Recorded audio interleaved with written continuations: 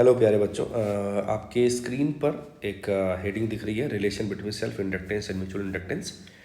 तो आज हम जो है सेल्फ इंडक्टेंस और म्यूचुअल इंडक्टेंस में रिलेशन सेट करने वाले हैं, पर्टिकुलरली तब जब दो इंडक्टर आपस में पैरेलली कनेक्टेड हों। ठीक है, तो एक क्वेश्चन के थ्रू वो सारी बातें हम लोग सीखेंगे। क्वेश्चन क्या कहता है?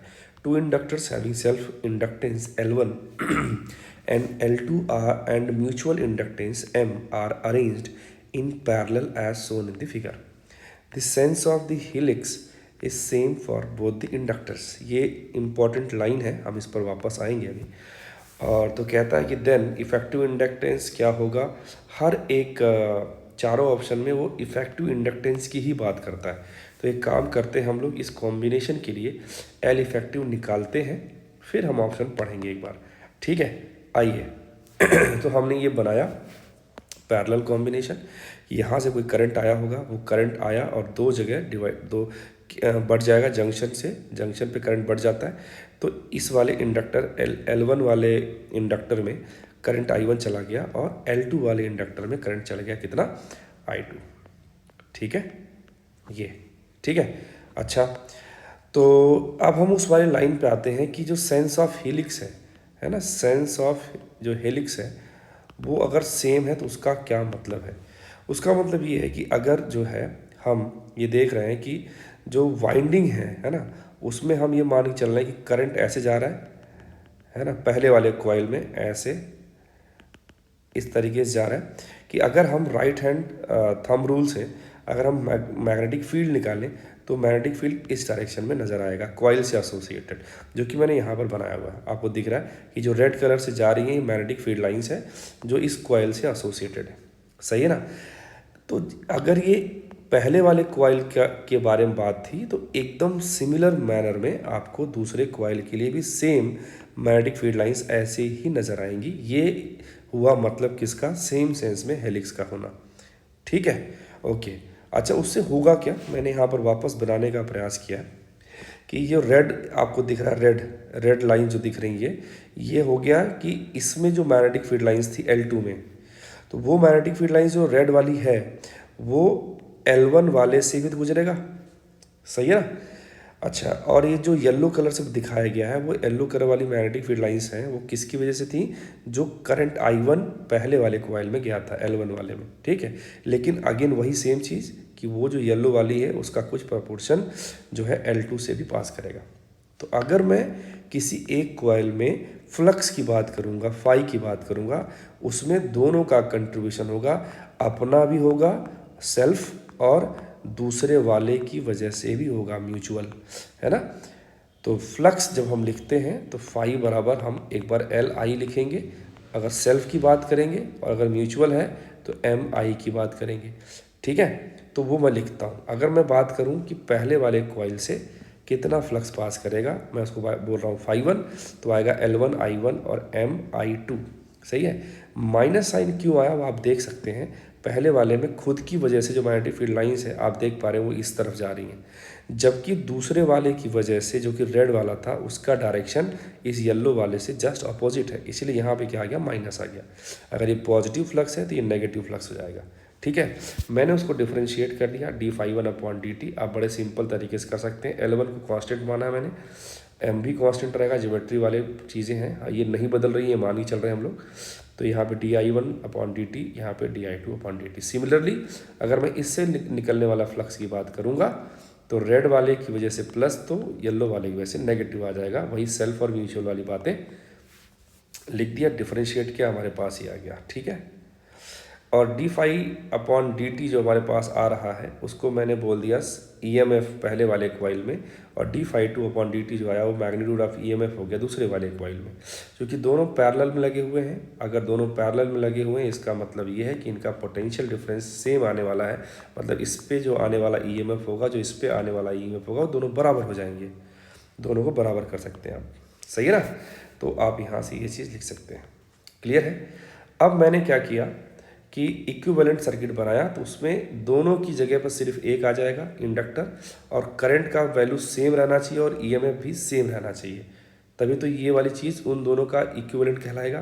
तो यहाँ से अगर ई आप लिखने जाओगे तो ई कितना आएगा, L equivalent D I upon D T, जहाँ पे आई क्या है, I one plus I two है ना। मैं इसको लिख ही देता हूँ, जहाँ पे आई क्या है, I one plus I two है। सही है। अच्छा, अब इफेक्टिव वाला वैल्यू जो ई था वो ई वन ई टू के बराबर ही आएगा, क्योंकि यही तो जो चीज़ था वो उन्हीं दोनों की जगह पे आया था, वो दोनों भी आपस में पैरेलल थे, तो इनका ईएमएफ तीनों का आपस में बराबर हो जाएगा। तो वही चीज़ मैंने लिख दी यहाँ पे। सही है ना। ओके, अब ये डी टी वाला टर्म उड़ा दो हर जगह से, तो हमारे पास क्या आएगा, L one D I one इधर आ जाएगा, एम डी आई टू इधर आ जाएगा, L two D I two इधर आ जाएगा, और एम डी आई वन यहाँ बचेगा। वो सारी बातें मैंने यहाँ पे लिख दी। ठीक है।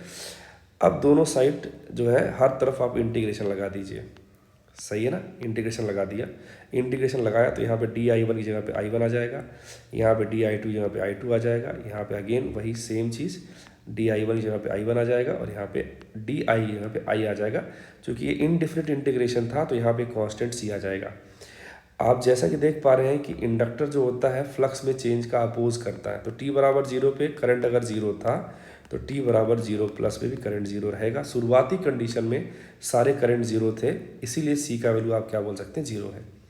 तो हमारे पास एक इक्वेशन ये आ गया। ठीक है।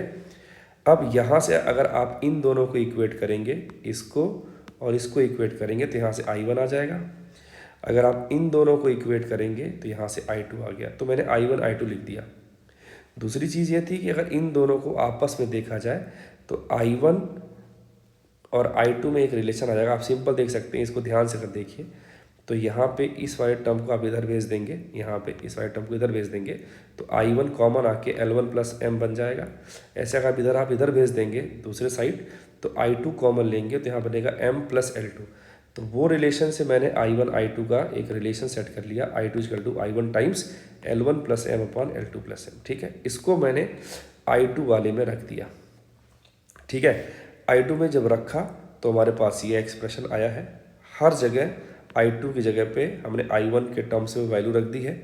आई वन जहाँ था उसको वैसे रहने दिया। ये जो आई था इसकी जगह पे I one plus I two रखोगे, आई वन की जगह पे आई वन रहने दो, आई टू को ये चिपका दो, आई सारी जगह से आई वन कट जाएंगे। तो हमारे पास ये सिंपल ये एक्सप्रेशन आया। इसको सॉल्व करके ये बहुत ही सिंपल कैलकुलेशन जो कि मैंने पूरा किया हुआ है यहाँ पे, आपको बस देखना है। तो आपको फाइनली जो रिजल्ट निकल के आता है वो निकल के आता है L equivalent is equal to L one L two minus M square upon L one plus L two plus two M बच गया। आई बात समझ। तो हमारे पास अगर ऑप्शंस की तरफ हम जाएं तो हमारे पास चार ऑप्शन जो दे रखे हैं उनको पढ़ते हैं हम लोग। पहला ऑप्शन ये कहता है कि जो इफेक्टिव इंडक्टेंस ऑफ कॉम्बिनेशन है that will be L1 L2 upon L1 plus L2 irrespective of value of M। कहता है M की कुछ भी वैल्यू हो जाए यही आएगा। तो आप देख पा रहे हैं गलत हो जाएगा, क्योंकि हमारे एक्सप्रेशन में यहाँ पे न्यूमरेटर में भी M स्क्वायर का टर्म आया था और नीचे भी M का टर्म आया था, तो ये गलत हो गया। बी वाले टर्म में आप बात करोगे, कहता है कि अगर कॉइल्स बहुत दूर हैं एक दूसरे से तो जो इफेक्टिव इंडक्टेंस आएगा वो आएगा L1 L2 upon L1 plus L2। ये स्टेटमेंट सही है। ये वाला आपका स्टेटमेंट सही लग रहा है। सही इसलिए है क्योंकि अगर बहुत दूर हैं आपस में तो इसका मतलब है कि m की वैल्यू टेंडिंग टू ज़ीरो हो जाएगा। सही है ना। अगर आप इस एक्सप्रेशन को देखें ध्यान से, इस वाले एक्सप्रेशन को देखें ध्यान से, अगर m का वैल्यू ज़ीरो हो गया इसका मतलब ये हो गया कि ऊपर बचेगा L1 L2। मैं लिख देता हूँ इस चीज़ को, इफ़ m इज़ ज़ीरो तो L इक्वलेंट क्या हो जाएगा आपका L1 L2 upon L1 plus L2 हो जाएगा। सही है ना। तो अगर आप ध्यान से देखें तो आपका ये जो ऑप्शन बी है वो परफेक्टली राइट है। सी वाले को पढ़ लेते हैं कि कहता है कॉम्बिनेशन का जो इफेक्टिव इंडक्टेंस था वो यही आएगा। सी वाला भी आंसर हमारा सही है क्योंकि अभी हमने प्रूव किया इसको। और अगर सी वाला सही है तो डी वाला सही नहीं हो सकता, तो डी सही नहीं। सही है ना। तो ये आपका क्या था, एक छोटा सा इसका सोल्यूशन था। और आई होप सारी बात समझ में आई होगी। आप कैलकुलेशन देखिए, घबराना मत, एक बार आप खुद से करेंगे तो आपको ज़्यादा बेहतर तरीके से समझ में आएगा।